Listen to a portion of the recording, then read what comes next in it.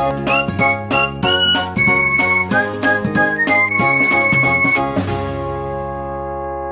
everyone, welcome back to my YouTube channel Trouble Free. In today's video, I'm going to tell you about the difference in error of two hypotheses. So errors can be of two types in hypothesis, that is, it can be type 1 error or it can be type 2 error.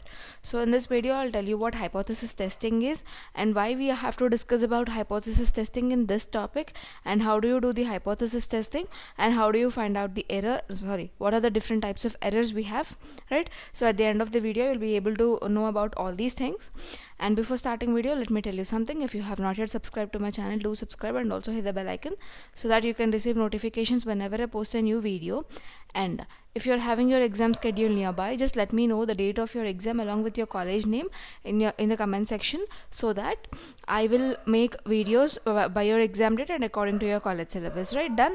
And also let me know what is the next playlist that you people want me to make video on, that is, what is the next subject that you people want from my channel, so that I'll make that. And yeah, let's get started now.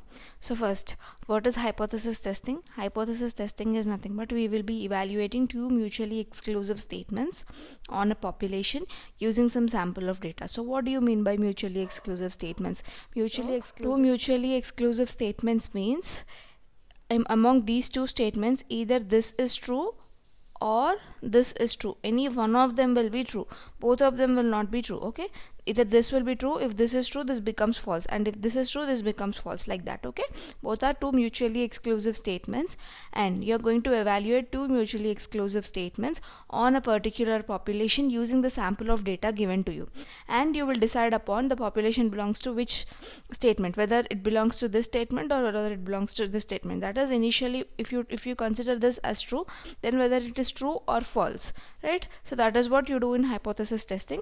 So what you do in hypothesis testing, the steps involved are: you first make an initial assumption which is called as H0, and this H0 is nothing but it is called as the null hypothesis. Okay, so initially you make an assumption, like it may be true or it may be false. Okay, and next you need to collect data in the sense collecting the evidence in order to prove the hypothesis which you have made.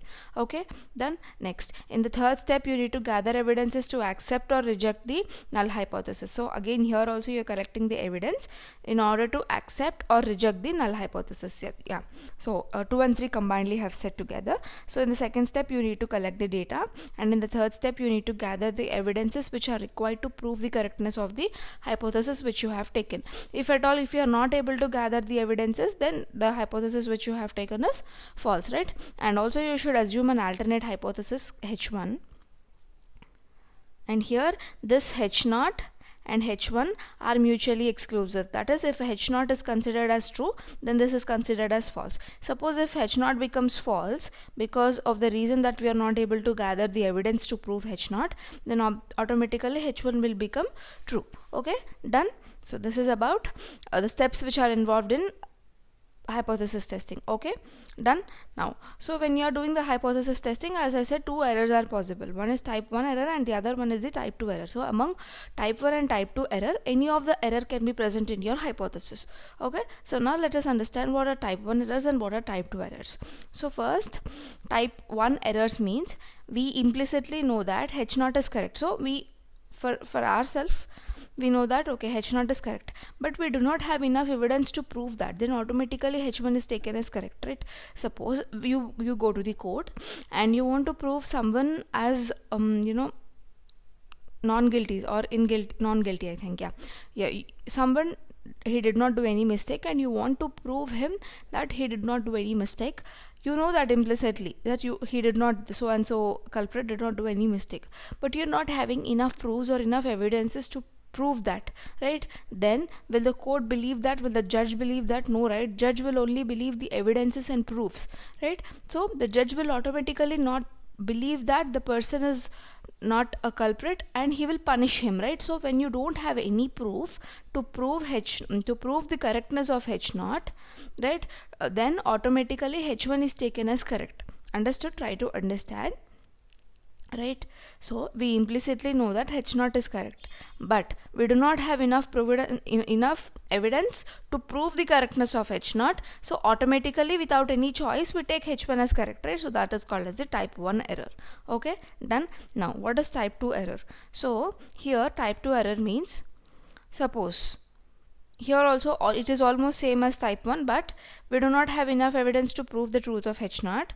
Without any choice, we should obviously approve for H1, right? And here we don't know the truth of H1, H naught. So we don't know about the truth of H naught and H1. Even H naught may be correct or H1 may be correct. Anything may be correct.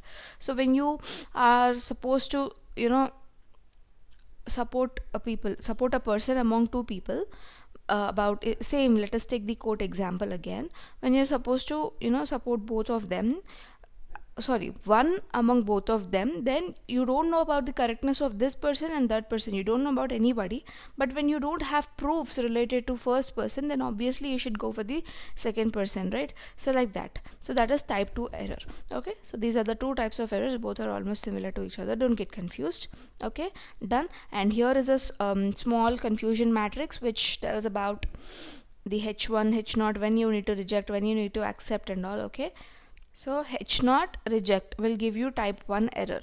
H1 do not reject will give you type 2 error. Okay, so this is about the confusion matrix and hypothesis testing and difference in error of two hypotheses. So you can have two types of errors possible in hypothesis. One is error type 1 error and the other is type 2 error. Okay, so that's all for this video, a very short video, and let's meet up on the next coming video with another topic. And if you're still having any doubts apart from what I've explained in this video, you can just let me know that in the comment section. I'll definitely try to clear all your doubts for sure. And as I already said, the subject is somewhat different from other subjects. It is not easy as other subjects, so you need to pay more concentration, you need to be more careful when you're learning this. Instead of just learning it before the exam day, try to learn it at least 1 week before, so that you can revise again during the exam. Otherwise you'll not be able to remember the subject, and I'm telling it for sure. So thanks for watching the video till the end. Let's meet up in the next coming video with another topic. Till then, stay tuned to my channel for more and more such videos.